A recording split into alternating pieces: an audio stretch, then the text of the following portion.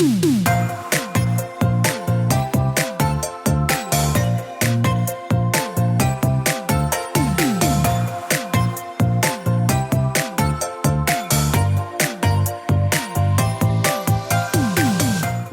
to the Plant-Based Podcast.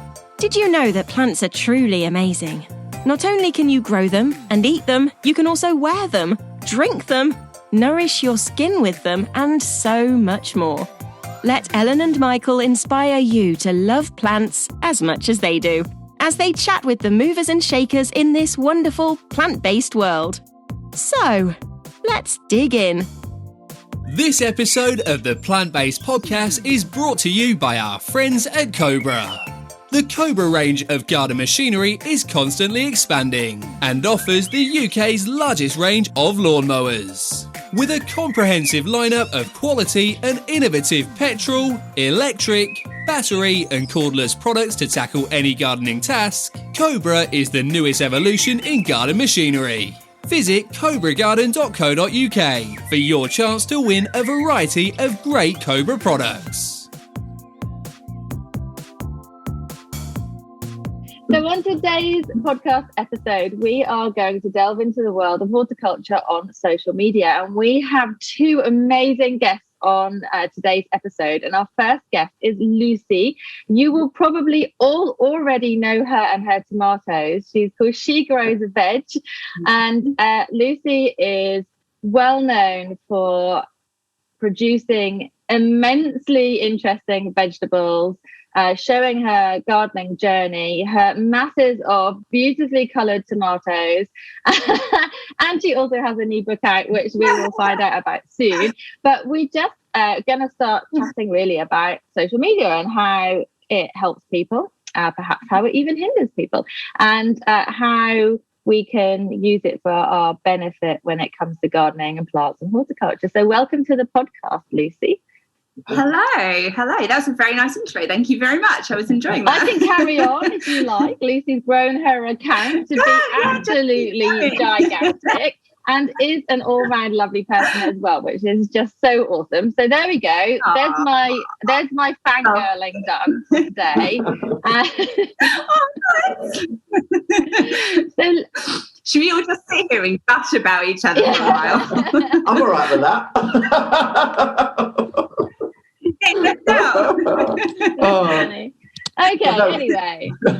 What was great, Lucy, is when we met, you were as nice in real life as on social media, because sometimes people have a kind of character online and you meet them in real life and they're either not as nice or they're very quiet, because some people loud on social media are very mousy in real life, but you're exactly the same. And that's everything that I'd say Ellen and I strive to be as well. So yeah, that's really true. Yeah, I've noticed that. I've met a lot of people and I was so surprised by how shy they were in real life. Yeah. But I think that's one of the things about social media is you can, to a certain extent, people have the opportunity to choose who they want to be and who they want to project, and it's not necessarily who they are.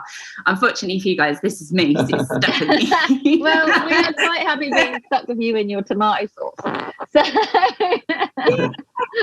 where did it all begin for you? Like, maybe give us a little bit of background, and then what compelled you in the first place to join social media? Like, how did it begin?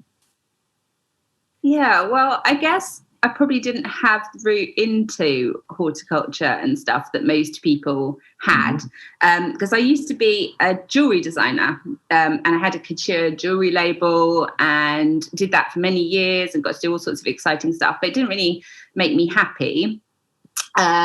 It is quite devil wears Prada, the fashion industry. And I was like a kid that grew up with muddy, scabby knees climbing trees in the Suffolk countryside, and it didn't fit for me, and it never made me happy, despite the fact that I kind of managed to do everything that I wanted to do.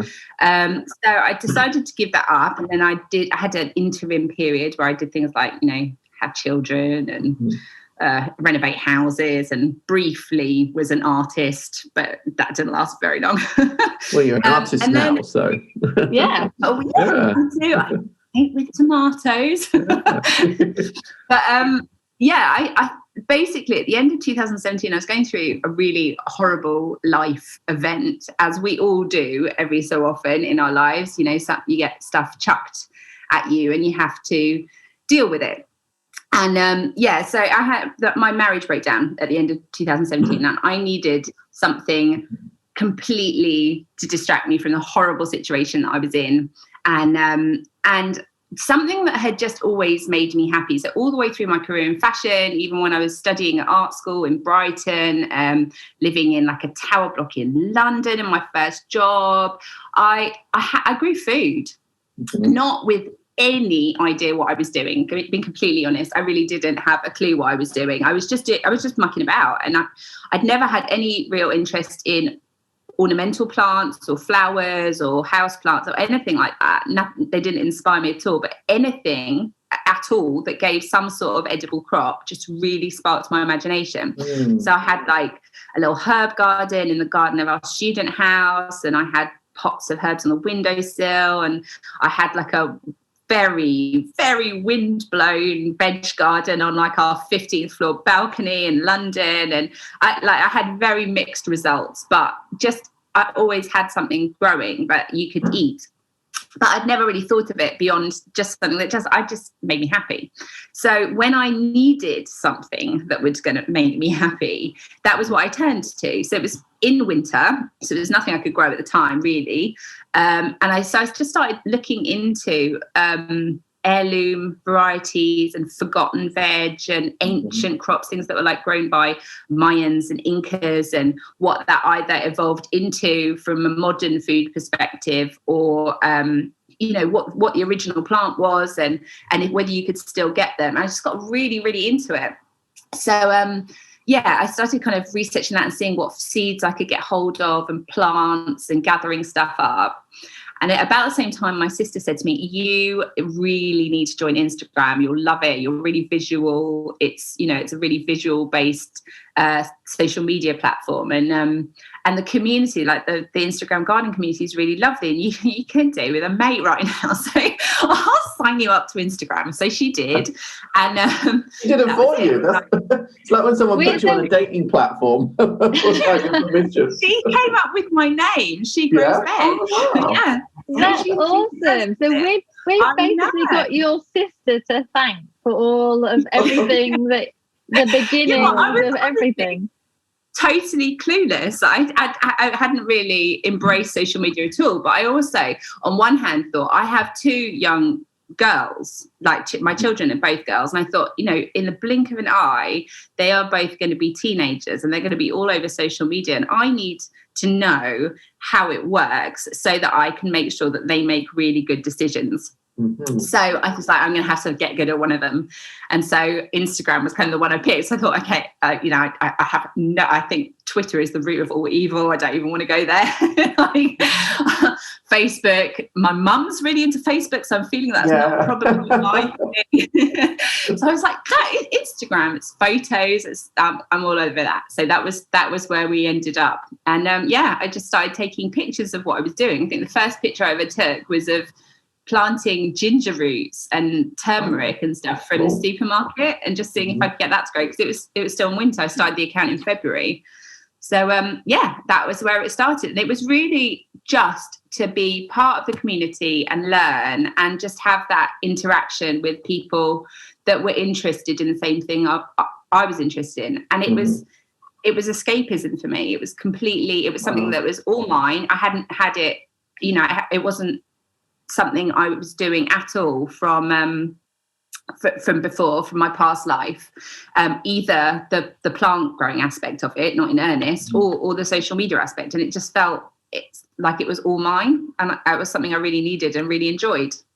Wow. Well, we're going to get back to social media in a minute, but first off, I'm just itching to ask you a question. And you look like you grow so many different crops and so many harvests. How on earth do you manage that? How much space do you have? Do you have irrigation? What sort of shortcuts can home gardeners learn from you? Because you seem to be managing a lot of different crops and you make it look pretty effortless. as well. Okay, no, it's not effortless. I'm going to put that one out there right now. It is a long way from effortless. But part of it is I have basically absolutely zero self-control whatsoever. So if I see something I like, I have to grow it. Like, I have to grow it. I don't care if I have space for it. I'm going to have to find some space for it because I have to grow it. And a part of it is like there's a lot of allotment gardeners out there and people with big gardens, and I feel like I can really champion people with small spaces, because the fact is I really don't have a big garden. I have a lot in my small garden, but I do have quite a small garden. It's not massive at all. It's probably all in all about the size of your standard allotment plot, but then wrapped around the house. So the house takes big chunks out of that, and it's kind of a weird, complicated little space. I've just absolutely rammed it full, and I've taken the opportunity to use every single piece of space. So although it's like a good half of it's planted to be an ornamental garden, every single plant in the flower beds is edible in some way. So just that kind of thing really inspires me, that you can have the best of both worlds. And I don't think a lot of people realize just how many, for example, ornamental plants are either edible or were originally an edible plant that people decided was pretty. Like, for example, dahlias are the ultimate flower that we all love, but they were originally imported as a food crop. So there's so much opportunity there to have a really beautiful but fully edible garden. So that's what I set out to do. So yeah, it's just really full. I think that's great weed control. There was one thing that you mentioned before, going back to like social media, where you just said, "Oh, you don't like Twitter," and then Michael said, "Oh, you make it look easy." And I was thinking that there was something online the other day where there was like a big circle and then a cross through the circle. And it was like the top half of the circle was all the good stuff that happens in someone's life. The bottom half is all the bad stuff that happens. And there's a tiny dot right at the peak of the circle at the top that says, "This is what you see on social media." So it's like there's so much hard work that goes into what happens in people's gardens or whatever else is posted. But actually, the viewer only sees this snapshot. They don't see everything else that goes on, do they? And that's both amazing and dangerous. It is. And I think where social media is concerned, you have to be really like eyes wide open with it, because yes, there are some fabulous accounts that show every aspect of what they're doing, and that's brilliant. Like it really is. But it depends what you're trying to do with your account. And, people shouldn't forget that my account is based around my career. It is kind of my job, or at least feeds into what I do work-wise. And so I have a specific aim with what I show on my account, which is it is aspirational, and it is supposed to show veg at its best. I don't fake any of it. All of it is grown. Everything that I show is what I've grown myself. I don't buy any of it in. I don't, it's all real. I've taken all the photographs myself, but it is supposed to show it at its best, because it's supposed to, my wider aim is to get as many people growing food as possible. So you do have to be eyes wide open about what people are showing, because you do have the opportunity to show whatever you want on social media, and part of that is a really fabulous thing, but part of it is a negative. It's kind of in equal measure, I'd say, because it's lovely to be able to show off the best of things and get really excited and really inspire people. But it's very easy for followers, I think, to forget that you are seeing what someone wants you to see. And, I'm not an account that puts a lot of my personal life online. That's my choice. My account is to show veg. That's why I started it. And it will always be about growing veg and growing food. And I'm on it. And you'll see a bit of me, but you won't ever see all of me, because that's not what I want to show. It's, I find it interesting that even though if people do put more stuff on social media other than plants and gardening, people or viewers or followers still think that they know every single bit about your life. But even weird, then, they're still a snapshot. Even then, it's like, say I post a photograph of a lovely plant-based meal that I've had. People assume they know everything that happened on that night, but no one knows what happened on that night, who I was with, where, do you know what I mean? Like what the conversation was, how I got home, or like no one knows the other stuff, whether it was a good night or a bad night. They make an assumption based upon the state of food. They do, but people have a very funny relationship with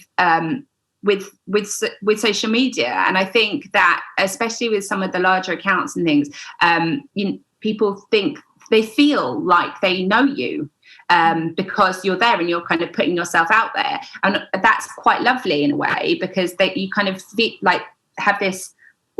It's like you kind of fast track a relationship. So if you met someone in real life, you'd have the kind of awkward introduction stage, and you have that whole thing to go through, and you bypass that entirely on social media. So people just go straight into, I know you really well, and actually you don't. You don't know the person at all, and you might, quite honestly, the person that they're putting across might be wildly different to the person they actually are. It's just a funny boundary thing that happens online. I think when people see pictures of people, they kind of just sidestep this whole social etiquette thing that would happen in real life. Yeah, that's very true. Oh God, it's really crazy, and it's kind of almost, in some ways, it can become a bit invasive.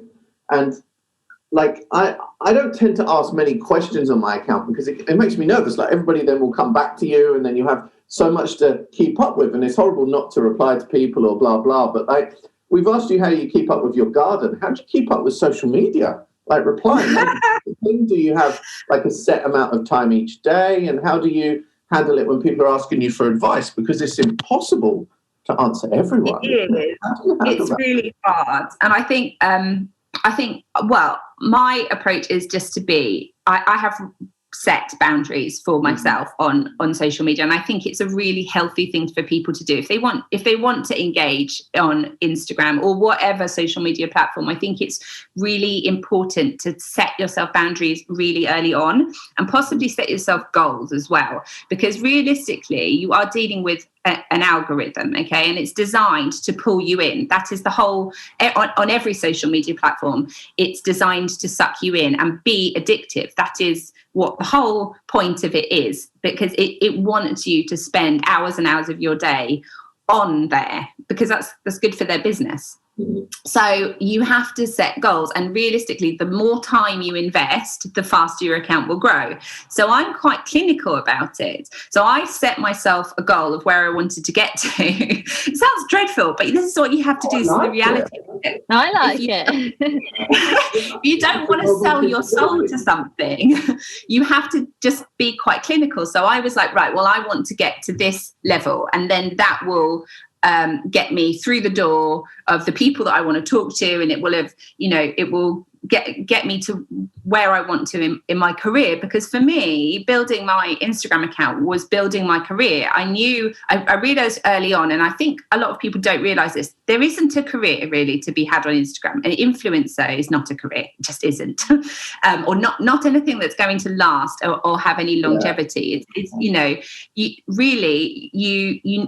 what you want to do is use the doors that it opens, and it does open doors, being completely honest, to build a career off Instagram. And that is a healthy, sustainable, long-term lifestyle. So that's what I set out pretty early on to do, and I could see where I needed to get to in order to get to meet the people I wanted to meet and get noticed by the people that I needed to get noticed by. That, when I say I'm clinical about it, I really mean it.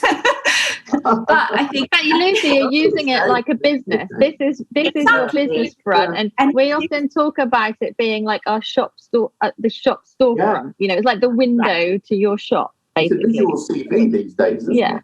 Yeah. It is, exactly. So, and you build it in equally as conscious a way. And it's a lot of fun to do on the way there, and you meet a lot of fabulous people while you're doing it, and it's a lot more engaging than a lot of ways that you could be doing that. But ultimately it comes down to self-promotion and marketing, really, if you're being really brutal about it. And so if it's a business decision that you're making and a conscious choice, then you, again, it's like being self-employed. You have to decide when you're going to put the computer down and stop.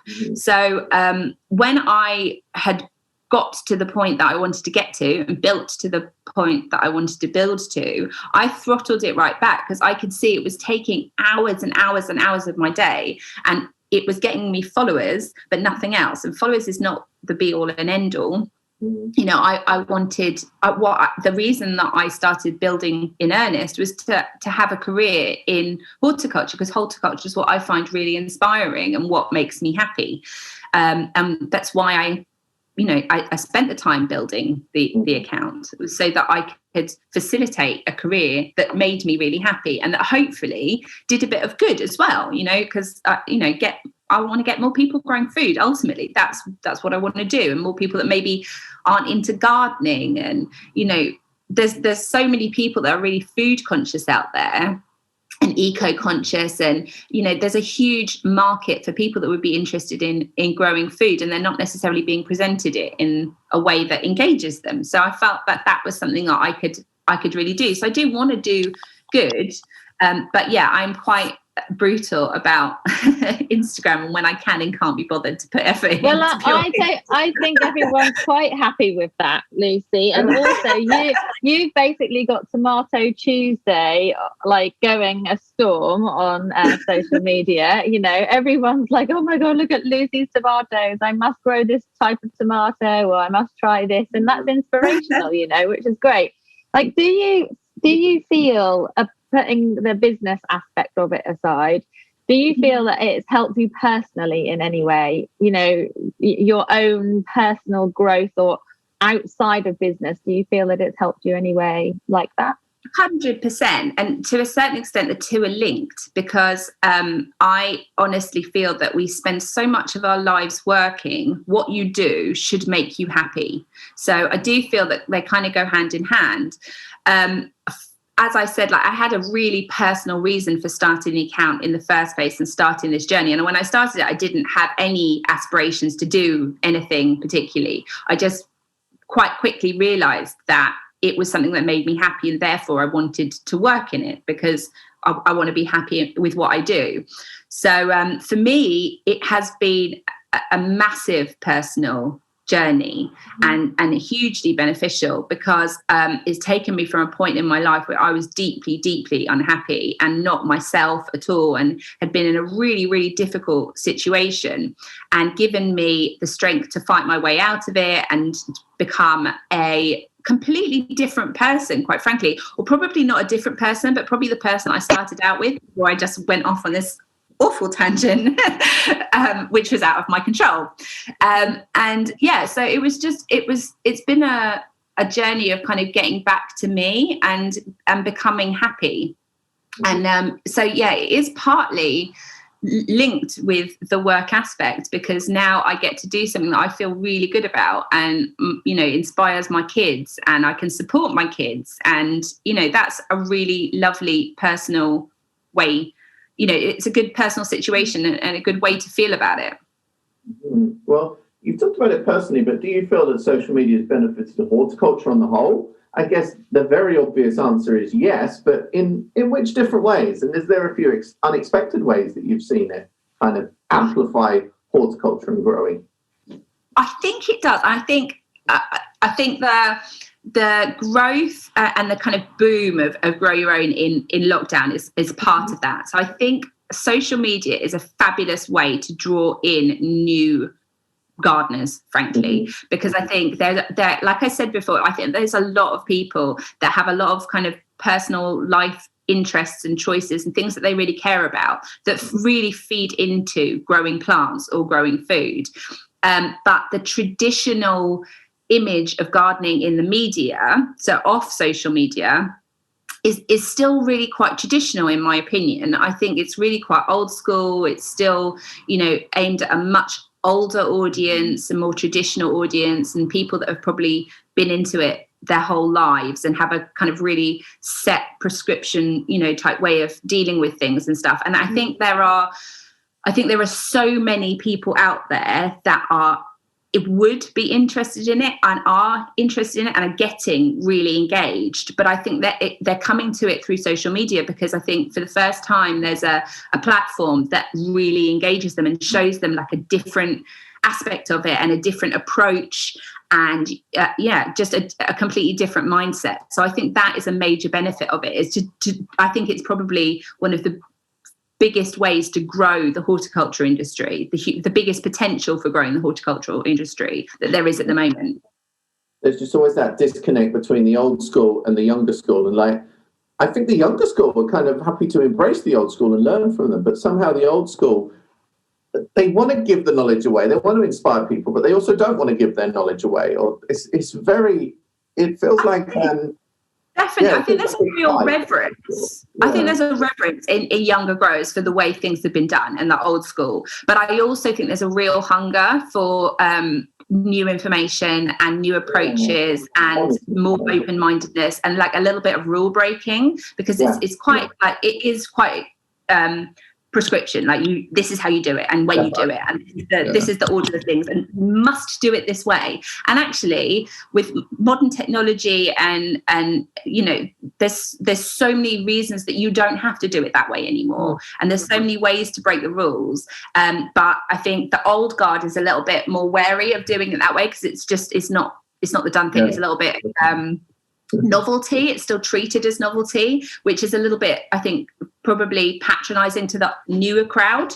It's not novelty, it's like a really clever way to solve certain problems. So I do think there's a reverence towards the way things are done and the traditional, and I think probably more than in other industries, people really respect that original knowledge and that the people who have really broken ground and done it for years. But I also think there's a real hunger for newness. Yeah, I do. I agree with that. All industries have to evolve going forward. And so what's the difference with horticulture? There's new technologies, there's new varieties, there's new science, and we have to move forward with that. And at the end of the day, young people do enjoy social media, and it's an inspirational place to be, and that's like you said, a good place to capture those people, and it needs to be embraced more. There was Alan Titchmarsh done a short presentation at an event a couple of years ago, and he said, it's amazing to see so many young people joining horticulture or being interested in it. He said, and as an older generation, he said, we don't know how to pull them in, so let's let the people who do know how to pull them in do it. And I just thought, good for you, because you've got all this knowledge. He doesn't want to hold the knowledge, he wants to get it out there, but he doesn't know how to do it because of those generational differences. So let's let others who do know how do it. Do you know what I mean? And I thought that was a nice open mind to it. Absolutely. I think it's quite refreshingly honest as well. I don't think it's necessarily the always the reaction that I've found, or the attitude that I've found that people have, that are the really truly experienced and old guard don't sadly necessarily have that approach always. But yeah, gotta love Alan. Yeah, we've got to love Alan. So anyway, on that note, is there anything that you've experienced on social media that's been particularly uplifting? Is there something that's just given you so much positivity, or a nice story that's uplifted you or someone else? Is there anything that you can think of that's kind of impacted you? So many individual positive things on there. You see them all the time. I think more generally, I'd say you watch the interaction and the knowledge sharing of people and the support, and I think it's just so uplifting. It is a real community, and a really, really active one, and people are keen to help each other. And you look at comments under posts, so people reaching out for help or sharing their successes and their failures, and asking questions. And even like under my post, you see people have conversations with each other. They've completely got nothing to do with me anymore. But I just think watching the activity within this community is so uplifting, and you see time and time again, and I get messages about it all the time saying, this has really changed my life, and I didn't know what I was doing, and now I do, and I have friends all over the world. And you see people going to the other side of the world and meeting up with people that they've been talking to online. And I just think it's really breaks down barriers, and it's just I think it's lovely how much people want to share. That's brilliant. I think I've loved this conversation. You've been really honest about, social media to you being a business proposition, So I really want to ask you, what do you think you want to achieve next? So kind of going forward, what do you want to achieve business-wise and personal-wise on social media? And once you've achieved that, will you be gone? Nice try. Can't do that easily. Wishful thinking there. I'm not going anywhere. But I love how honest you've been about using it as a business vehicle, because I think, especially in England, we're kind of very ashamed to talk about our own experiences, our own skills, and kind of push ourselves forward. But you need to, and we shouldn't be ashamed of that. And I love it that you're not ashamed, and it makes so much sense, and you've done well on it, so it's not a bad thing at all. Well, I mean, it's been a whole life journey, and that was a big part of it for me. It was just reinventing myself, and that was creating a whole new career and finding a way to look after my girls single-handed. And I don't think it's something to be ashamed of. And if my honesty offends people, then I think that's a shame. You're sorry, not sorry. Sorry, not sorry, because this has been a big life journey for me, and I'm really overwhelmed with where I've ended up. This year, so many exciting opportunities have happened, and I'm not ignorant to the fact that it's come through my Instagram, and I'm now getting to work on so many exciting projects. So I don't really have a specific aim now, because what I wanted was to be able to create a career out of this, and I now have. So it's more what I want to do is just keep nurturing and what I'm doing and enjoying it, and seeing what more lies down the line. So no, I'm not going anywhere. You're not getting rid of me. And I'll continue to play and push boundaries and see what can and can't be grown in this country. And I think there's so much exciting experimentation out there to do. And I just want to keep playing and then sharing that and seeing what else happens next. That's cool. Well, we don't want you to go anywhere. We love your tomatoes. What do you think overall, though, is the future of social media? Like, in your opinion, where do you think it's going? I think it's very hard to tell, because if you look into the very recent past, I mean, Instagram is only a few years old, really, and look at the rise of TikTok and how quickly that has become such a massive thing, and I think there's every chance that TikTok will take over from Instagram. I think that the problem is that these social media platforms become wildly popular and then fade equally as quickly. So I think there's every chance that there'll be another new thing that we're all having to try and get our heads around.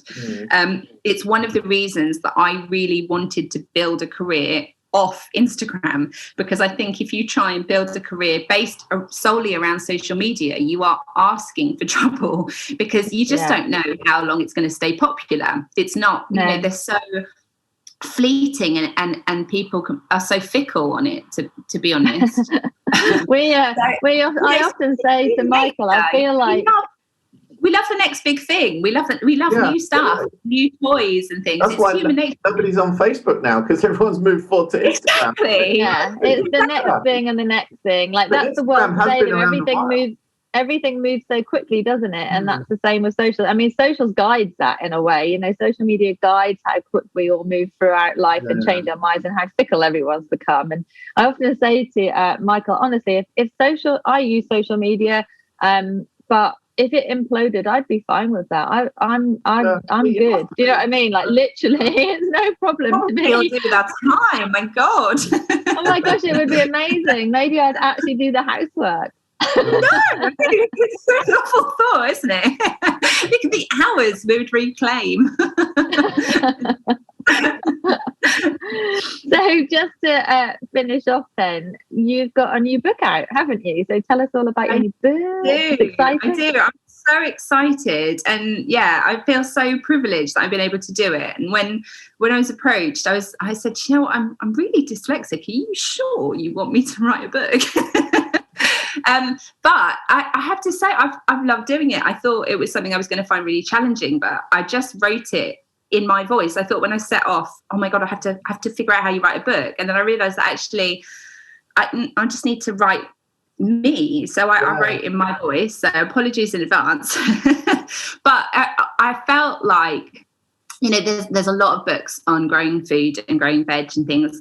But like I said, I do feel there's a whole load of people that would be really interested in it and be really engaged by the activity of producing some of their own food, but they weren't necessarily being engaged by standard grow your own books. So what I set out to do was write a book that would appeal to people that were really into food, or people that were like eco-conscious, or also people that were into botanical design, because, you know, the houseplant movement is massive. And the reason is, you know, part of the reason is we spend so much time glued to our screens that as humans, like human nature is, you then crave more of nature. We need to surround ourselves with more nature to kind of balance out that screen-based addiction that we all have. And it's only going to get more and more so. We now have to only communicate with people via Zoom. You know, we're totally glued to technology and reliant on it, which is only going to increase more. And therefore, exponentially, our kind of craving to surround ourselves with nature is only going to increase exponentially. So I wanted to show that you could have the best of both worlds. You could create a beautiful environment, botanical environment in and around your home in a really small space and eat it, basically. Oh, that's cool. really awesome. So when is it out? When is it available? 29th of April, but it's available for pre-order now. So I really hope everyone likes it. I'm really pleased with it. I'm really proud to be able to put it forward, and I'm hoping it'll be something a little bit different for everyone. What's the name of it? Sorry. It's called Get Up and Grow. Oh, that sounds to me like it sounds to me like you just roll out of bed and you go over to your window box and start growing. Like literally, get up and get growing. It's a lifestyle choice. It's got food growing in the bathroom. It's got everything. There is no amazing. Uninvaded by edible plants in that book. So. Cool. I look forward to it. Thank you for joining us today on the podcast on our special social media edition. Thank you, Lucy. It is a pleasure. Thank you very much for having me. It's been a joy to speak to you both as always. Oh, thank you, Lucy.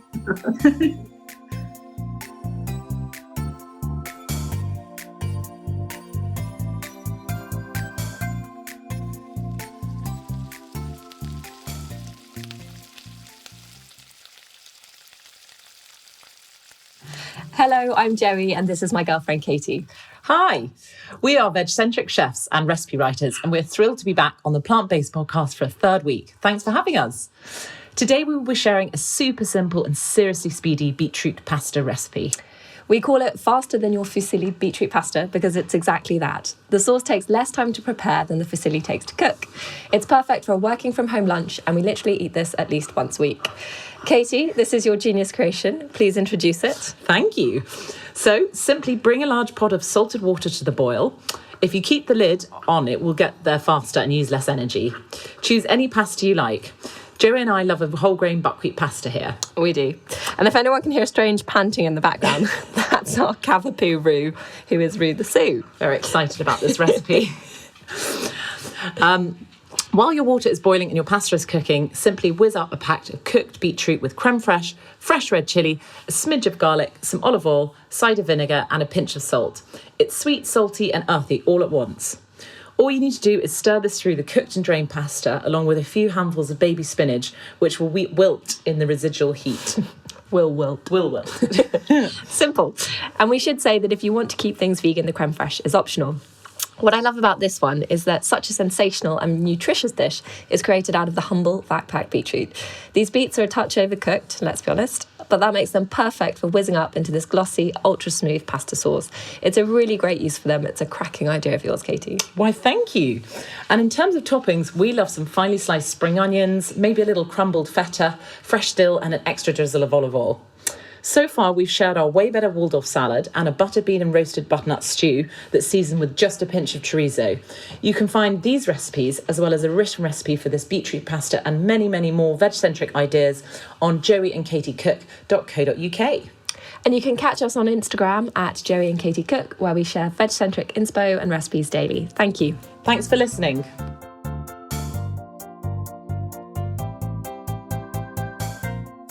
Okay, so in this episode, we're talking about social media and how social media kind of helps and in some ways perhaps hinders the gardening kind of learning process. So we're talking to various contributors, and we're now here with Alex, who is known on Instagram as Essex Allotment. And we're going to talk to him all about his journey and how social media has helped that and kind of how he feels about the bigger picture. So welcome, Alex. How are you doing?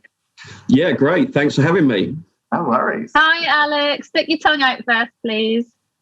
Yay! Cool. That's Alex what we expect. For sticking his tongue out on all pictures on Instagram. Did you used to do that as a kid? Is it because you don't like having your picture taken? No, I've got a really awkward smile. Like I've got so it's just like it's a conscience thing. I've got a really awkward smile. So I started sticking my tongue out because I thought that was better than my awkward smile. It gets mixed reviews, shall we call it, online. But I hate smiling as well. Yeah. What's wrong with you boys? Smile. I can only smile naturally. I can't force a smile because it ends up looking like. Yeah. So that's why I pout. I went through that stage. I'm from Essex after all. You had the pout. So you've got to have the pout stage. I think that you think it looks awkward, but it doesn't look awkward at all. That's what I think. So tell us about you. Give us a bit of an intro to you in no more than 50 words. That's super precise. So yeah, I suppose my journey's changed a little bit. So how I describe myself now as an allotmenteer turned market gardener. I'm in this transition where over the last 5 or 6 years, I've self-taught myself how to grow vegetables through allotmenteering and using social media alongside that. And now I've decided that I want to take on a bit of a project so that more people that perhaps haven't got time to grow their own vegetables or grow enough of their own vegetables can experience that great quality produce that you get from an allotment without all the hard work, really. So I'm going to do that for them. So I've started a market garden where I'm growing commercially for the first time in my life. Wow. I mean, that is incredible because like you came onto the social media scene not so long ago in terms of how long it's been going on Instagram with your own allotment and showing your journey, growing your own food and all of that, and generally being that fun, cheeky chappy from Essex who sticks his tongue out. And you got a following really quickly. And I know you do YouTube now as well, don't you? As well. Yeah. And then all of a sudden, like you'd clearly loved doing what you were doing. You'd moved into this market farming, and actually what you've achieved in such a short time is genuinely like it is so admirable. Like I obviously followed your journey, and I'm like, wowza. You've made that happen so quickly. It's just like, boom, I want to do it. I'm going to do it. And that's awesome. Yeah, thanks. I mean, I've had some luck along the way. In my career, I I worked in London in a past life. I worked for a major retailer in their head office. Again, there's a tedious link between fruit and veg buying for a major retailer, waste redistribution, stuff like that. So I've got a bit of background in, selling fruit, vegetables, a very crude way of looking at it. And in that sort of my personal life, I've had opportunities to go for it. Not everyone could afford to come away from the corporate life and chase doing something that you've got a bit more of a passion for. So I've been fortunate in that. But yeah, I've worked hard. I've done a lot of self-teaching and studying without necessarily getting qualifications for it. I've learned a hell of a lot on social media and used that as an educational tool as well as a way to share my journey and inspire others. So I thanks for the praise. I hope it turns out all right. I mean, genuinely, what you're saying here is that you started growing your own veg. You at some point joined social media, and then you've learned so much from reading and the internet and people on socials that you're able to now start your own enterprise. And surely that shows one of the biggest benefits of being on social media. Like you've literally used it for your benefit and to then benefit other members of the community because you're growing food for them as well. Yeah, absolutely. And when I started the Essex Allotment Instagram channel, which is the first thing I did, first platform I used, I never imagined that that's what it would be. I never imagined it would be an educational tool. I never imagined that I would be a person that inspires other people to grow their own fruit and vegetables or offers advice on growing vegetables. But that's what it turned out to be.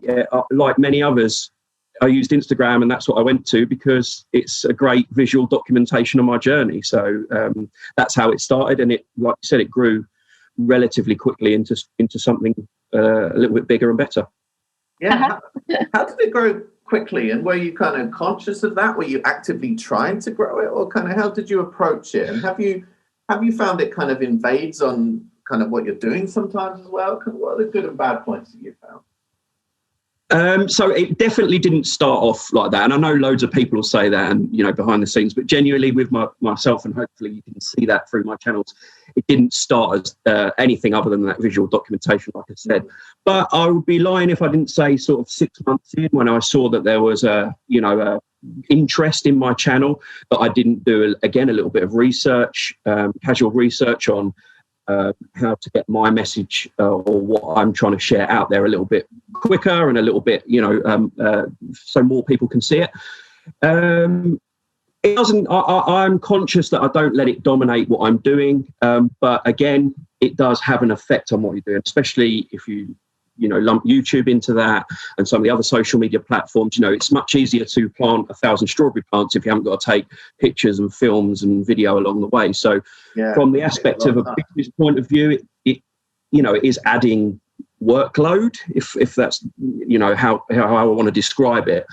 But the benefits, as we've alluded to a little bit, in my opinion, and it won't be the same for everyone, but in my opinion, outweigh that. I've learned a hell of a lot from it. And now I feel like, only for beginner gardeners, because I've not got the most amount of experience and the most amount of knowledge, but certainly for beginner gardeners, I could support them on their journey. Yeah, that's really cool. And actually, you're probably doing yourself an injustice because you are actually now running a market farm. So you probably know way more than you are letting on. And I think sometimes when people feel like they don't have the qualifications, the formal qualifications, they feel like they then can't give advice, but that's not necessarily the case, because the best way to learn about gardening is to garden, and have the experience. So you mentioned that like YouTube and Instagram and whatnot, like what social platforms do you yourself find most useful for what you do?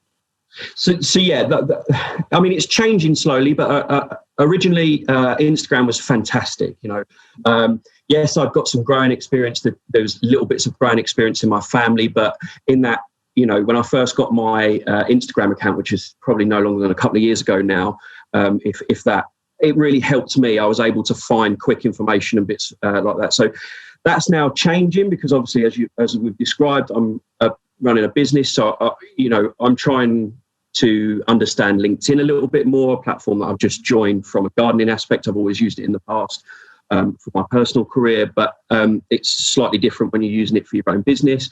And then obviously YouTube's my other one. And from an educational point of view, I'm a visual learner, so yes, I've read some books and I've used books along the way to guide me, but YouTube's really great for a visual learner like myself. You can just, especially in our current climate, you can still feel like you're out there learning and watching someone that really knows what they're doing, break something down and explain it. So yeah, in a nutshell, Instagram and YouTube are my go-to. I really enjoy those. I do have a Facebook, but it's effectively just a copy of what I do on Instagram. And then I'm just starting to delve into LinkedIn from a business aspect. That's cool, actually. Audiences in each place as well. Yeah, completely different audiences. It's really, we've all got one, but we've got one of each. Most of us have got one of each, but we'll tend to lean towards one that suits our personality. There's that little funny Instagram and social media picture that went around where you had a picture of you as LinkedIn and a picture of you as Facebook and a picture of you as Instagram, and it's showing your different personalities. I think that naturally sort of, subconsciously you pick one, and lean towards it because it suits your personality better. Yeah. Definitely. I've got to just say, I've seen Michael's one of that. Like his Tinder that's what one. His Tinder one is really scary. The image in my head when I was describing that was Michael in that Michael on Tinder leopard print shirt. That's what I've got in my head as I was describing that. Oh man. I don't have Tinder. I've never opened a dating app in any way, shape, or form, so I don't really know what goes on. But from Michael's picture, I'm assuming that it's a place where I'm probably never going to dabble.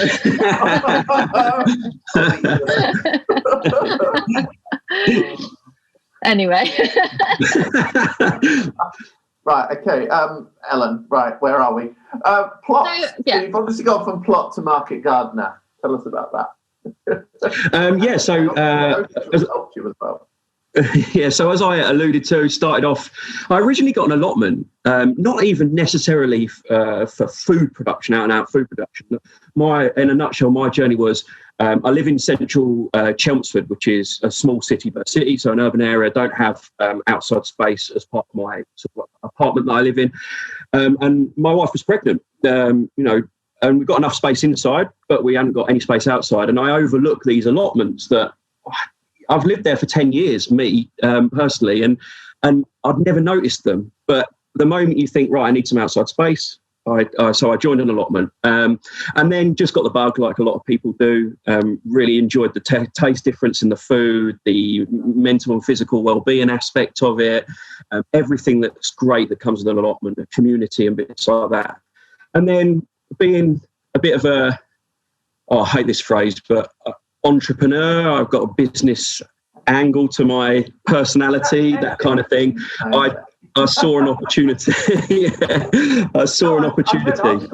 Essex people, because of how kind of the migration happened, people were very entrepreneurial and kind of, had to build businesses to survive. So I'm sure that has made, that makes a difference for you. I'm very sure. Yeah, and I'm not ashamed of being an entrepreneur. I just don't like that. Don't like that word. But it's the best way to describe it. Influencer. You get a real kick if you ever say influencer, don't you? It's definitely better than influencer. Yeah, definitely. And so those three things that I kind of alluded to: great tasting food, or three or four things: great tasting food, community. Environmental impact, wellness, mental and physical wellness. I thought, how can we do this and how can we incorporate this and give more people the opportunity? We all know that allotments have got huge waiting lists across the country, as well as in Essex. We've got, good quality organic food is harder to come by than, your bog standard stuff that you find in Tesco supermarket. And I thought, without people having to commit to an allotment, how could we get there? And then I started researching CSAs, which is community supported agriculture, which is huge in America and huge in Canada and places like that. And there is a big network of it here in the UK, but it's perhaps a little bit harder to find, and saw this opportunity to start this CSA commercial farm, incorporate the business and community aspect to it. And that's where I'm at now. I've leased just over an acre to start off with of land, and going full scale market garden. Really cool. Wow, it's really cool. It is incredible. And throughout your journey, you've obviously been putting it out there on social media as well. Like, do you think that being on socials has helped you to make the move into market farming? Do you think that it's provided you with some, form of confidence, or maybe it's education in order to do that? Like, do you think it's helped? Yeah, absolutely. Yeah, without a shadow of a doubt. And I put a lot of I'll hopefully achieve. It's touch wood. I've still got to walk the walk. I can certainly talk the talk when it comes to market garden. But I put that down to social media. A lot of it. I wouldn't. If I wasn't part of a social media community, would I have found out about CSAs that are rife in America and Canada? Probably not. Especially in the current climate. I'm not going there anytime soon. I've been able to talk to people in America and Australia and places like that, and different parts of the UK that I wouldn't necessarily have been able to talk to, pick their brains, have my own internal network of people that are now called friends that I've met through social media, as well as gardening experts and people are out there. So yeah, it's absolutely helped me and enabled me to make that jump. It would have been a hell of a lot harder to find that information and even find out about CSAs in its entirety if it wasn't for that. The community on socials is there's so many positives to it, isn't there? There's loads. I see that sometimes. Yeah, sometimes it gets full of a lot of noise that doesn't need to be there. But yeah, I'm really glad you found it so positive.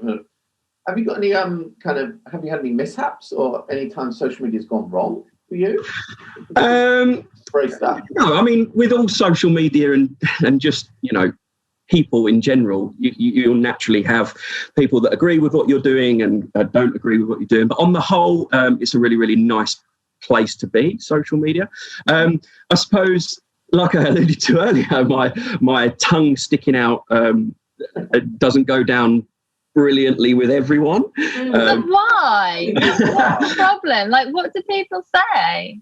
Look, I think historically, tongue sticking out has had negative connotations. I mean, I like to think that the way I do it is very jovial, and it's always behind a smile or in front of a smile. But I think in the past, maybe tongue sticking out's been, a derogatory thing, and so you get the occasional person that doesn't like it or tell me, "Oh, you look so much more handsome when you're not sticking your tongue out," and it's like a backhanded compliment. Like, I'm gonna sandwich this criticism with some praise. But yeah, anyway. So yeah, it's just a small thing, but look, it's me. I do me. Like all social media, you've got a choice whether to follow my journey or not follow my journey, and the opportunity. I've got an open inbox, so you've got the opportunity to tell me what you think. I won't always necessarily agree with it, but that's life. Yeah, that's completely right. Like, it's your Instagram. You can do whatever you want on your Instagram. If people don't like it, they don't follow you. Like, if I get any kind of negative messages like DMs, I don't rise to the bait. I delete them, I ignore them, I don't anything them. I'm just not interested. Like, for me, I only want to promote plants, exactly. And have some fun, and I've met some amazing people, and all of that. The rest is noise to me. It's just all noise. Between kind of negative comments for the sake of it and negative points for constructive gain. Do you know what I mean? Yeah. Mm-hmm. Like, I hate when I put something out there and then someone's kind of like gives a typical kind of like negative view of it. It's like, yeah, but this is like, did you need to say that? It's just, Because I'd never say that on someone else's, unless it was constructive. And I'd be like, yeah, but this works like this and blah, blah, blah. And that's like how you would have a natural conversation with someone, if you pose a question to me and I'd be like, yeah, but what about that? And then you have the conversation, and that can get really misconstrued on social media, can't it? Because it's just a word. So you read it how you think they're saying it, and they might not be saying it that way. So you might be taking it negatively, even though it's not. So it's like a choice of words as well, how it's written. That is for sure. Yeah, and that's my only gripe with social media, really. I talk to a few people online that do YouTube particularly, and obviously YouTube's one platform where there's a thumbs down button. You can actually say thumbs down as opposed to thumbs up, and I think that's great that people can express their opinion. But like you just alluded to, if that was in a normal conversation, if I said to you, Ellen, oh, I don't like that particular plant, I'd give you a reason why. Whereas sometimes with just a thumbs down button or a one-word negative response, a feedback's a gift. I learned this in business. Feedback's great. If you're one of these people that can take feedback and use it constructively, but sometimes on social media, it's not always constructive. No, it isn't. And that's the thing about people being behind the keyboard, isn't it? You can't see them, you don't know them. There might have only been like this one tiny little thing that they didn't like, and they've just said a word, and it can really affect people though, can't it? So I think you have to take social media, the positives, and just kind of move on from anything that isn't constructive criticism or feedback. So moving on, so you've got your market farm now started up, and I know I said it before, but genuinely, if anyone's listening to this and they haven't followed you, the Essex allotment online, you should do, and actually scroll back through some of the photographs, because to see how fast you've got that started. Like I was watching you when you were putting the fence poles in and putting the fence up, and I was like, how did you just do that so fast? Like literally that would take me a year to do that. So you have really gone for it, but what's next? So what's coming up next with you and your market farm? What's happening? Oh, it's just absolutely crazy at the moment. It's like the first year of getting your allotment again. I've got a brand new space that I've had now for just under 6 months, I think. And like, there's no perennials in there. There's no overwinter crops. There's no nothing growing in there at the moment. It's just completely a blank canvas. So I've designed this way that I want a market garden, and this is the time of the year, isn't it? In the next couple of months, or over the next couple of months, where it's going to be planting. I cannot wait. Oh, brilliant.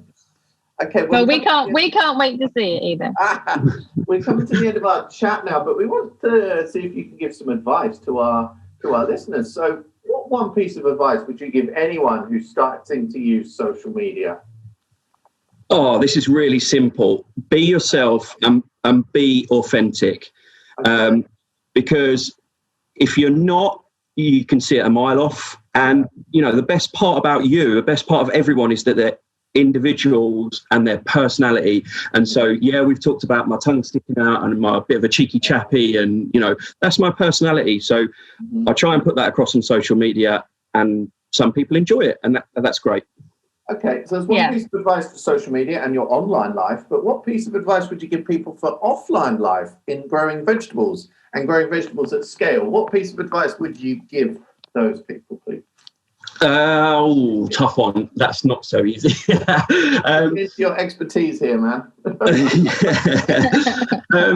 I think that the biggest stumbling block that why more people don't do this is they think growing at scale is something completely different. And allotmenteering is not, you're not able to just scale up those skills to a bigger level. So for a one word or a one sentence piece of advice, it's a little bit hard, but my advice would be it is scalable. What you do for yourself and your family or some of your closer friends is absolutely scalable and absolutely doable. So just go for it. If you've got, that ambition and, even 5%, 5% ambition to take this on and go for it, just do it. Do what you need to do and make it happen, because it's going to be so rewarding. When I'm feeding, hopefully, 100 families a week this season, it's just going to be so rewarding, and I can't wait. Yay, that's amazing. Yeah, I love it too. Thank you so much for joining us on the podcast. Like, we've had some really upbeat conversations about social media in this episode, which is awesome.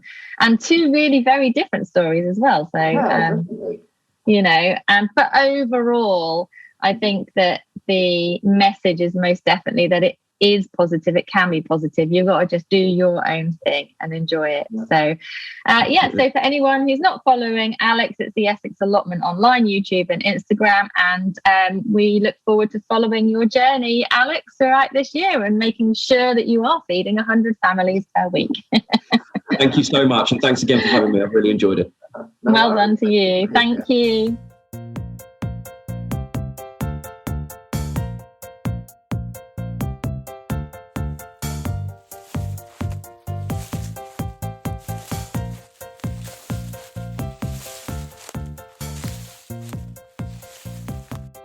Hey there, it's Tom here again from Forage and Folklore Tours. I hope you guys are enjoying this week's episode of the Plant-Based Podcast, and I'd like to thank you guys for tuning in. Today, Ashley and I were thinking that we'd like to draw your attention to a common wildflower that we're pretty sure that you'll be fairly surprised about how awesome it is, despite it being a plant that has a pretty poor reputation, especially as most of us are either starting to or have already started preparing our gardens for the warmest time of the year. I'm sure most of us have been doing a fair bit of pulling up weeds. But we thought, you know what, while you're at it this year, why not try your hand at a bit of foraging that's really guaranteed to help you start looking at our common plants in a bit of a different light.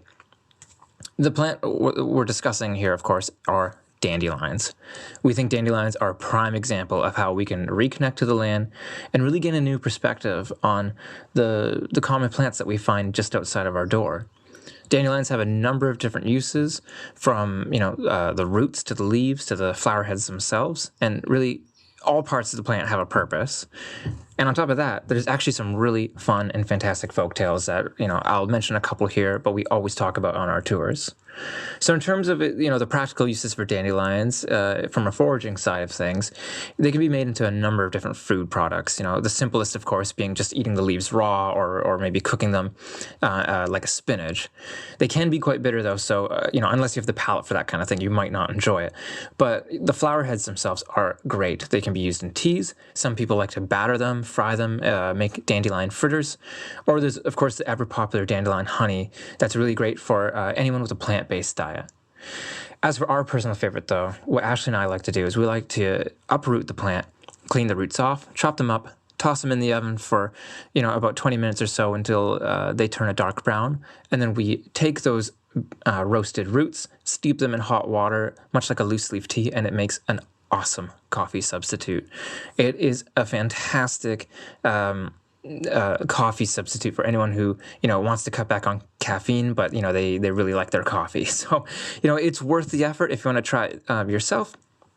But, you can buy it online if you want to, sort of just give it a try. But anyhow, there is really some cool, fantastic folk tales about dandelions as well, if, the foraging side hasn't given you enough of an appreciation for them. I'm sure everybody remembers that when they were kids, we were told, don't pick the dandelions, because if you do, you'll end up wetting the bed. Well, actually, it turns out that dandelions are actually a known diuretic, so there is quite a bit of truth in that old folk tale. But if you happen to be making the dandelion root tea that, I had just described, the coffee substitute, it's actually said that leaving a hot cup of that beside your bed at night can actually call in the spirits. And drinking it alone might even heighten or elicit psychic powers. So careful with it. Our, favorite, though, folktale is actually related to an alternative name that dandelions have, which is fairy clocks. Turns out that dandelions actually have a long history of being related to fairies in folklore. According to some, actually, dandelion wine is a favorite drink of fairies. And, of course, everybody knows about, when you blow away the seed heads and make a wish, that wish might come true, which we're certain has, some relation to fairies. But in terms of the idea of fairy clocks, it's actually said that the number of times that it takes you to blow the seed head away can actually tell you what time it is. So, next time you find one that's gone to seed, try it out and see if it's accurate.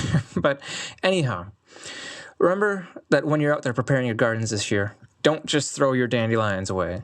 Let's try to be mindful of our impact on nature, harvest what we can, and take advantage of all the wonderful ways in which you can use these common wildflowers, and then take a minute to reflect and think about what else might be around here that you'd never think could be so amazing. Anyhow, I'm Tom from Forage Folklore Tours. Go ahead and follow us on Instagram and Facebook, or head to our website, forageandfolklore.com. Thanks.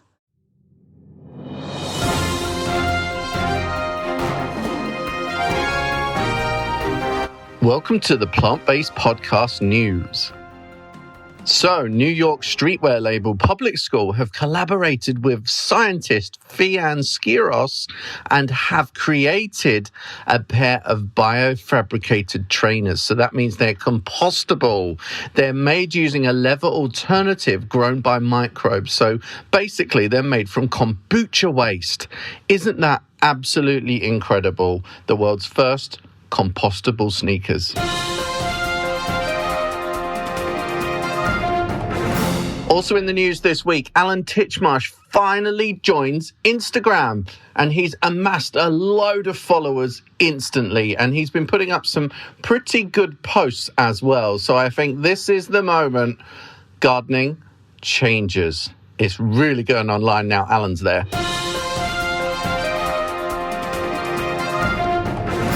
And finally, just like in Japan, we are starting to celebrate spring blossom everywhere in the UK. The National Trust have actually set up a spring blossom watch. Head to their website for full details, and it will tell you exactly where to see the best pink glory this season.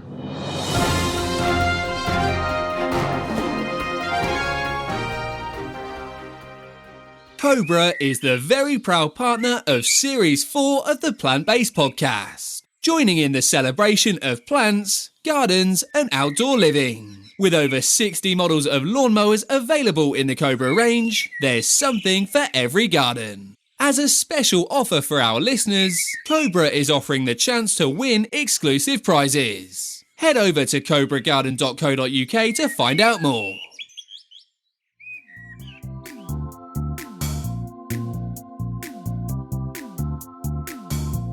This week's gossip is with master baker John Whaite, and we talked to him all about the plant world, kind of his own garden, and also what it's like to be on TV.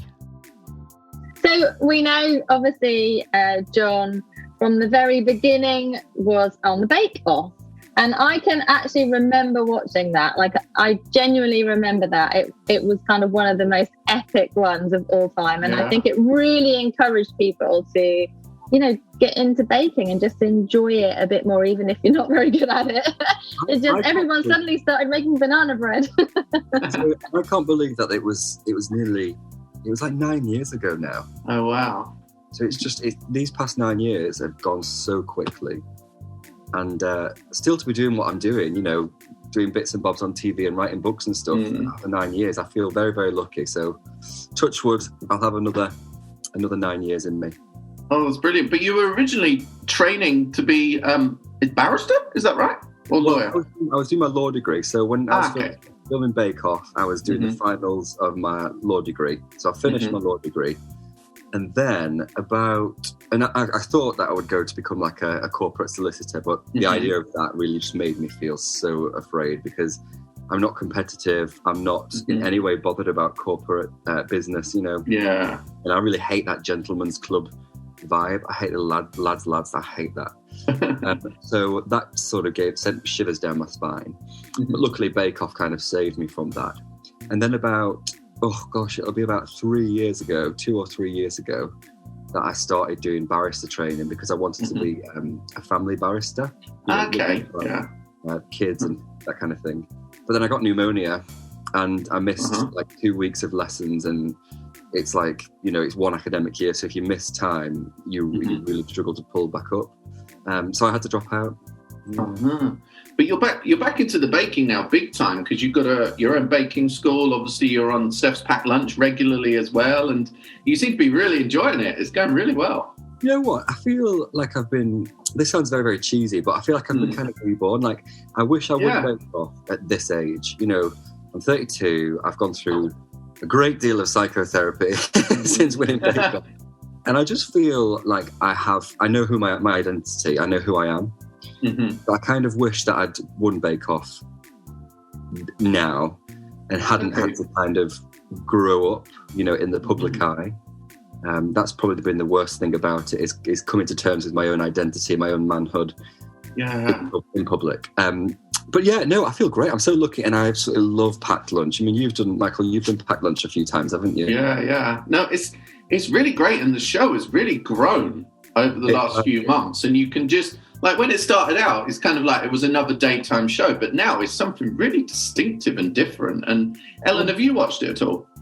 I have to admit I haven't, but I only got back from America like last week or the week before, and obviously I hadn't been watching it over there, but I had been watching all of your updates, Michael, obviously, and hearing all about it. But one thing I will say is that one thing I will say is that I do notice it on social media quite a lot, or I notice people talking about it a lot.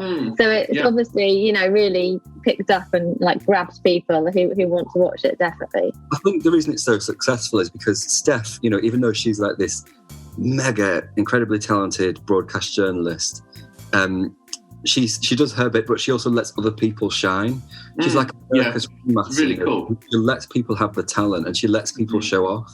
Whereas having done, other ITV shows, or like, let's say, the Vagina Monologues, it was all about the presenter. Whereas this one, it's Steph's show, but she's so happy to share the limelight and share the time. And she's so, like, she's actually asked me to do things and bits to camera that I felt perhaps a little bit shy about. Yeah. She's one of those people who actually she'll text and say, "Oh, you were great today, mate. Well done." Like, she's a human being. Yeah, not keeping on a pedestal. Yeah, just normal. That's a sign of a good person and good talent. That's she. It's like being a manager, isn't it? You want the best people, and you want them to shine. That's really cool. Yeah, she's amazing, and she really is a breath of fresh air. I've never worked with a presenter before who's actually messaged and said, well done, and like, we're pals. We're genuinely pals now, and it's so lovely to have a new friendship come out of this. So I feel very lucky. Do you think it's a Northern thing? Because Northerners are known for being more friendly, which is obviously a compliment to you guys. But do you think it's that? Because I think her accent kind of immediately, I hear Northern and I love it. It's so soothing and lovely. And of course, that attitude that she has as well is perhaps coming from a Northern thing? I think working class people tend to be more often much more Northern. I think I don't want to kind of, go down the route of any stereotypes, but I do think Northern people have a strong work ethic. Not to say Southern people don't, some of my pals who are the hardest working people are from the South. But, up North, we kind of just grin and bear it and get on with it. And that's not always a good thing. Yeah. But Steph definitely has that work ethic, and I have that work ethic, and all my family do. So yeah, it's definitely a Northern thing.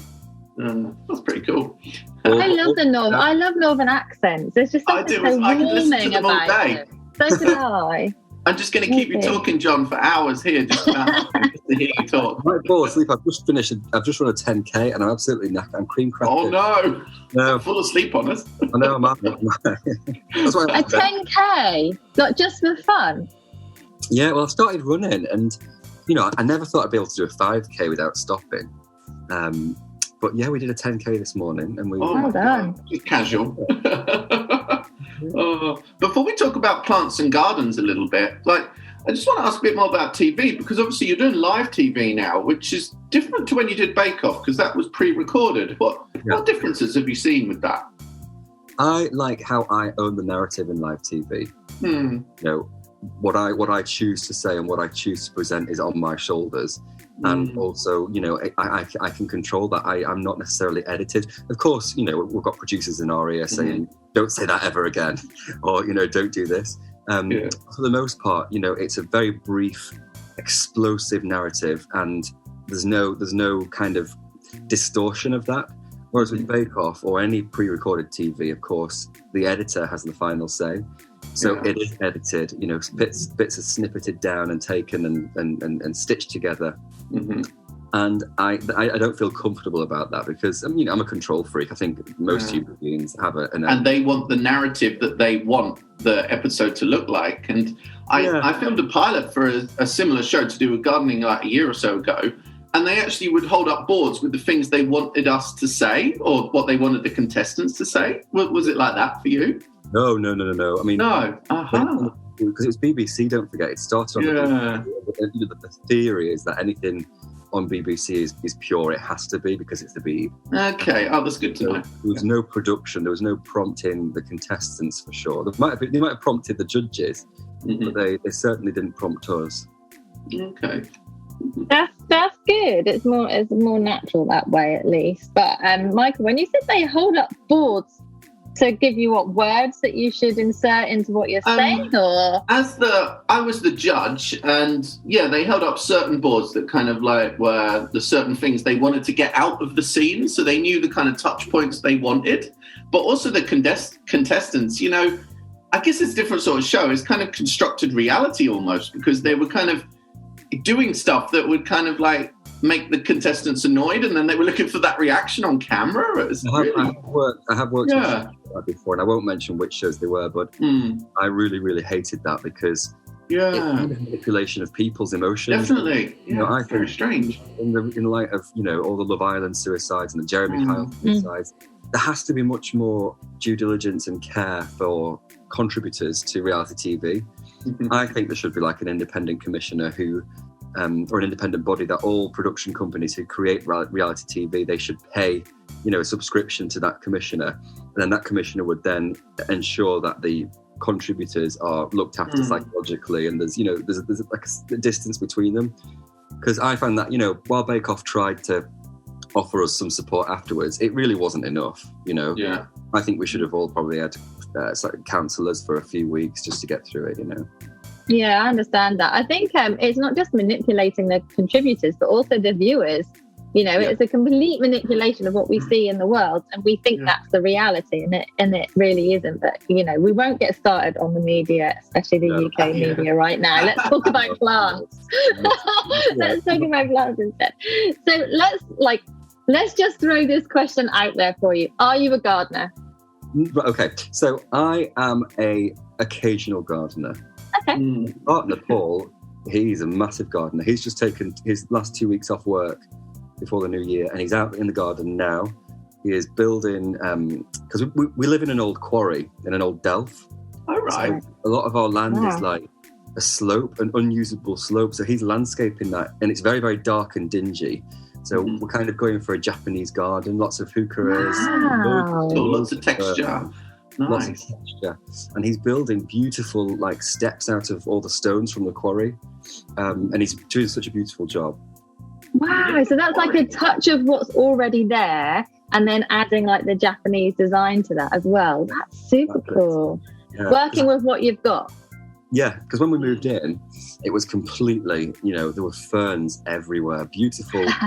Because of the shade. Pond ferns, those lovely waxy ones. Oh, yeah. And so we've got lots of ferns, but we love that because it's kind of like jungly, beautiful. Are you growing to eat at all or not? We did plant some potatoes in lockdown 1. We came to harvest those potatoes, and they were like marbles. They were tiny. I think we overcrowded the tubs. Yeah, we overcrowded them. Because sometimes for if you want to cook with different fruit and veg, you can't always buy it in the shops. So I got an example yesterday on QVC. We were selling kiwi berry. It's this dwarf little kiwi, and you don't often see those in the shops. So if you want to cook with them, you might need to grow your own sometimes. We inherited with the house a beautiful mature blackcurrant bush. Oh, wow. It yields so much beautiful fruit every year. And of course, you're only meant to cut it back by a third every year. But 2 years ago, Paul cut it right down to the ground. Yeah. So we didn't get any berries last year, and I was so angry. Oh, no way. Did you just go over it with the strimmer? he cut it. Blackberry. I meant blackcurrant. Yeah. So, but this year I'm going to make so much blackberry jam, like blackcurrant jam, because I love blackcurrant. Yeah. Me too. That's the best way to start growing, is to grow what you love to eat first of all, and to grow what it is that you're going to use before anything else, especially if you're like new to growing your own. But when you bake, there's lots of ingredients that you use that of course come from plants. So anyway, when you bake or when you're cooking in general, do you consider what you're the ingredients you're putting in, where they've come from, how they're grown? Yeah, and increasingly so, actually.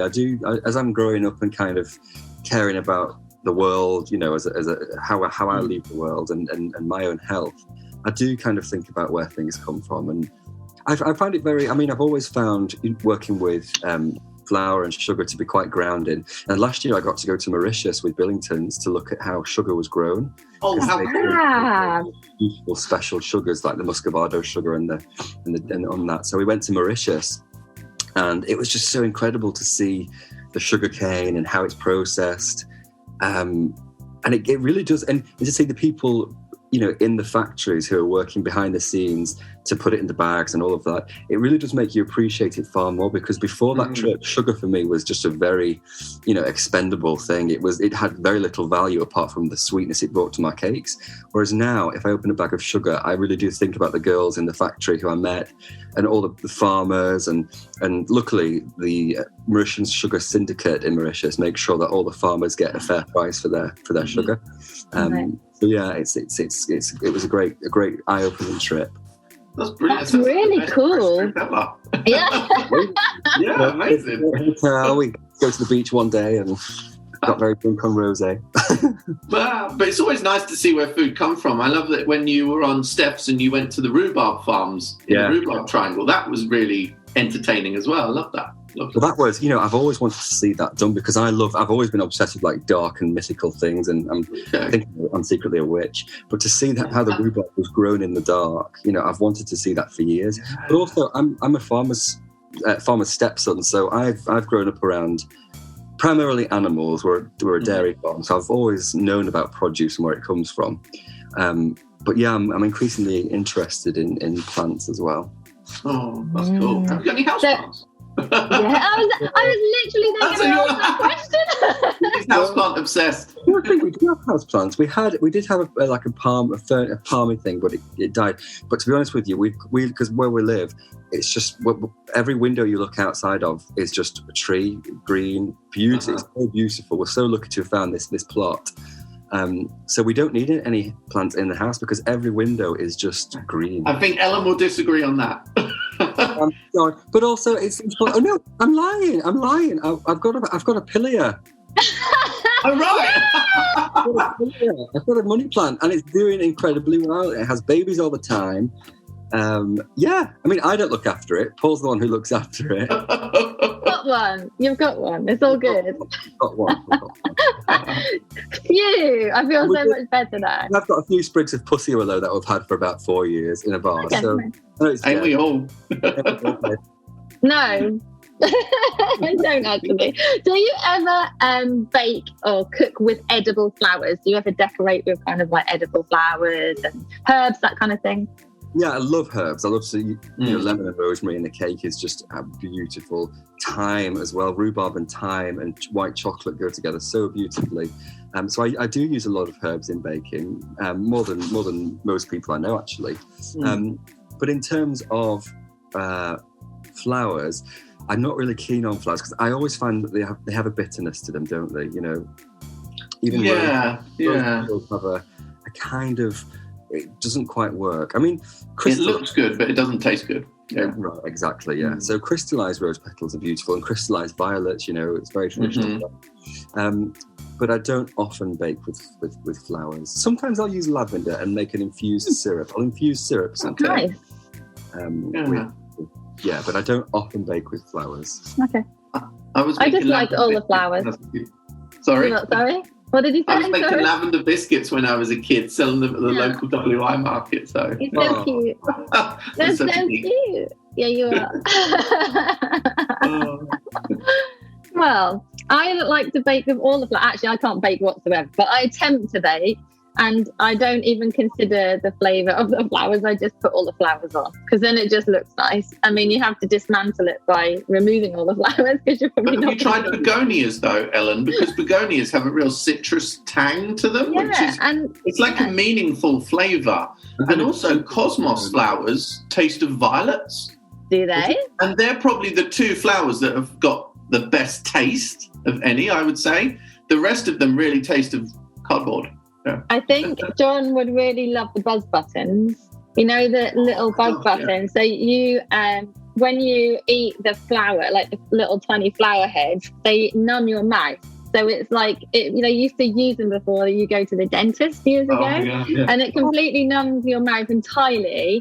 And that's really weird and kind of tingly. And then the other one are the berry ones that changed your flavour. So they changed sour to miracle berries. Yeah.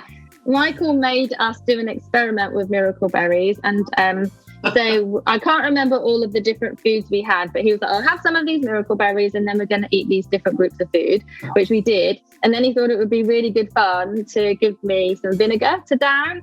And usually you would not do that, but it tasted really good. And so I downed the vinegar. I was so sick. I was so sick. You could do some serious damage with that, couldn't you? Oh, have you tried them though, John? No, I really want to, but they're so expensive, aren't they? But you can eat like a whole lemon, can't you? Just eat it like an orange. Absolutely. It's amazing. Honestly, it's like the lemon was amazing. What were the other ones that we had, Michael? They were so good. That's it. Yeah. My miracle berry stash.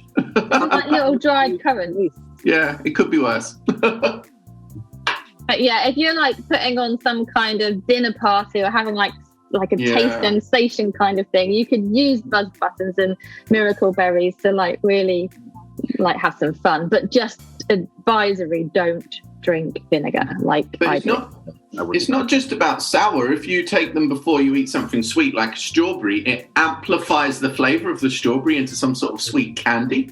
So it's really cool because it ups the pH of food, so we're on the taste receptors. That would be great for if you're on a diet, like a little and feel like you're having sugary treats. Yeah. The strawberries tasted like Haribo, like the Haribo strawberries. So the real fruit strawberries tasted just like Haribo. So I was like, wow, give me all the strawberries. This is amazing. And then I ruined it all with vinegar. I'll get some miracle berries. Yeah, do it. And also those buzz buttons, look them up as well because they are wild. Right now, I'm going to Google buzz button. I'm a bit concerned about what's going to come up. No, you'll be all right. Yeah. Michael's already checked. Eleanor. Yeah. Actually, do you know a company called Nurtured in Norfolk? No. They're in East Anglia, which is near us, and they do all sorts of unusual edible flowers, different leaves, kind of salty samphire, all sorts of stuff. It's really cool. Maybe look them up. I was going to ask you as well. Yesterday, I saw about that drink you're promoting at the minute. Free Spirit. Free Spirit. Does that work? Does it get you a bit tipsy? It really does. It's kind of strange because obviously there's all of these different elements in there. There's like guyasa, ashwagandha, and you really do feel something. You've tried. You really do. Will you tell the company to send me a bottle? Yeah. Okay. I'll ask them. I'll let them know you're interested. Yeah, for sure. Yeah. My favourite is the Livener, which is the kind of one at the start of the evening, and kind of the flavour is so deep because it's got chili, watermelon, kind of different safer caffeines in as well. It's just they're really well put together. Does it make you like giddy but not blousy? Yeah. Giddy but not jittery, I guess is the best. Yeah, because it has guyasa in, which is kind of known for that. It's a kind of clean caffeine, they call it. Yeah. So you have like the 3 stages, don't you? You have this. There's the Livener, the social elixir, and then the nightcap. So the social elixir has quite a lot of caffeine in it as well. So you would then have the nightcap before bed to calm you back down again. But it does genuinely work. It gives you like a good buzz without the hangover. Oh, but the nightcap is delicious. It's this kind of bronzy colour, and the taste is so layered, and it's got lemon balm, chamomile, all of this calming stuff. But it's got this silky texture to it. It's really, they're such great. You've got to look them up. I'll pass them your name. Yeah, very good stuff. Very enjoyable. Anyway, it's been so lovely chatting with you. Thank you for coming on the podcast. Ooh, thanks for having me, guys. And we start the podcast. Well, I have got an idea for a podcast. Yeah. I'm not telling you what it is because I don't want anyone to steal it. Yeah. But I need to get off my bum and make it happen. Yeah. Just start it, and then it just goes from there, doesn't it? Yeah, it's just recording people, isn't it? That's it. Yeah, absolutely.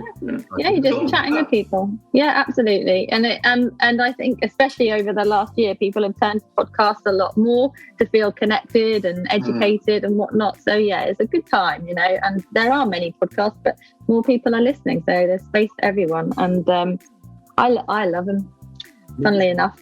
My favourite is the plant-based podcast. But I also like Joan and Jerica. Oh. So it's really, really rude, basically. I've heard of that. I think my friend has told me about that. Julia Davis, who was the creator of 99 and the star. Yeah. It's her. Yeah. So it's I have heard about that one, and I've heard that it's really good, but I haven't listened yet. But maybe today's the day. I used to listen to that in the gym, and I'd be on the treadmill, and I'd be howling on the treadmill, and I remember that I was at the gym, and people would just be watching me, like saying, "What is he doing?" I'm going to look it up. Oh, I've just noticed we've got 6 minutes until Steph's packed lunch starts. All right, well, I better go and shoot. Are you the same as me? You watch when you're not there? Of course I do. Because it's such a cool show. So 6 minutes. Well, have fun, guys. Cool. Thank you very much. Nice to speak to you. Thanks for coming on, John. See you. Bye-bye. We'll see you soon, man. Bye.